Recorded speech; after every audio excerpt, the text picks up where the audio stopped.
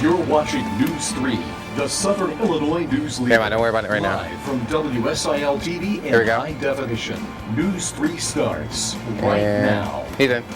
Good morning. It's 6 o'clock on your Saturday morning. Your local news is on the way, but we finally saw a break in that rain yesterday, but it doesn't look like it's going to stick around for long. I'll take Rachel's name. So we'll check in with meteorologist Rachel Dunsing over in the Weather Center for a look at today's forecast. Yeah, unfortunately, that break was really only for yesterday. It was really nice to be outside. Clear. Temperatures were a little bit warmer, winds were a little bit more calm, and we saw lots of sunshine. Very pleasant day. This morning, we will time all of that out for you coming bye. up in just a few minutes. But before we go, I have to give a very special shout out to my dad. It's his birthday today, so happy birthday, Dad. Birthday, I'll Dad. see you later. Back to you, Colin. Well, happy birthday. And now to a News 3 follow-up on a shooting out of Cape Girardeau, Missouri that we've been following the last few days. We now know that the two victims in that shooting shot each other. 18-year-old Quincy Lucius and Quincy Lucius III. Investigators say the incident has had a big impact on the community. These two young men were young. I mean, they're barely starting living, so it's a huge tragedy for both families. Q. Meanwhile, Therese Lane is also facing charges connected to the shooting, staying in an apartment with one of the victims.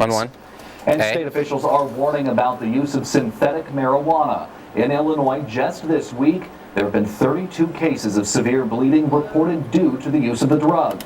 More commonly known as K2, it acts just like marijuana, but is commonly, they clarified those reports. He could turn it 2. We have had a couple of cases where there's been bleeding in the brain, and while bleeding from the ears and eyes can happen, we just have not seen that in Illinois. Q. The Illinois Department of Public Health has launched an investigation into those incidents, but none have been reported in our area.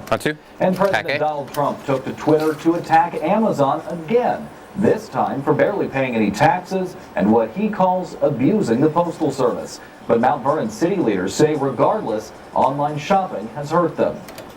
Mount Vernon City Manager Mary Ellen Bechtel says Amazon has hurt local businesses, but it's not entirely the online retailer's fault. I know we all use the word Amazon when we're talking about... It hasn't called on Congress to pass anything specific. Q. The Supreme Court is scheduled to hear a case on this matter coming up in April, so saying that ruling is outdated. And Q. The 18th annual For Kids' Sake art auction at Long Branch Cafe and Bakery. The proceeds go to a very good cause. The auction supports 550 orphans and 4,000 students in Bangladesh. The event runs through April 28th in Carbondale. Well, the 50th Special Olympics will kick off Friday at SIU's Touch of Nature Environmental Center. The event is an all-day affair, but if you want to catch the opening ceremony, which was held in Chicago back in 1968. Well, here's a live look over Marion. No rain out there yet, but Rachel, what could we see today? Yeah, no rain yet, but it is on the way. This morning, you're mainly going to be dealing with increasing clouds, but the winds are going to be rather breezy. That's going to help warm our temperatures to at least be a little bit closer to normal than lately. All the forecast details are coming up next.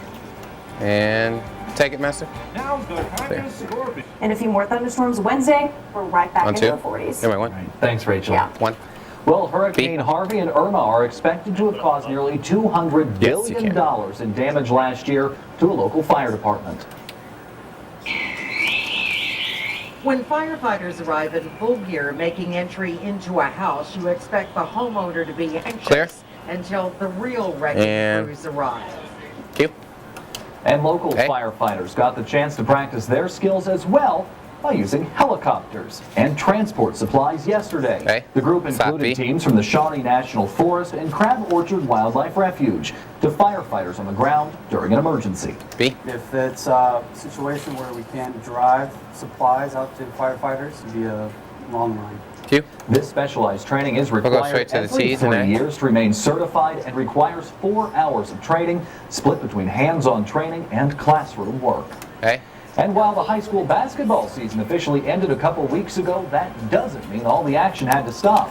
Maddie Sattler has that next in sports here on News 3 this morning. Take it. Clear.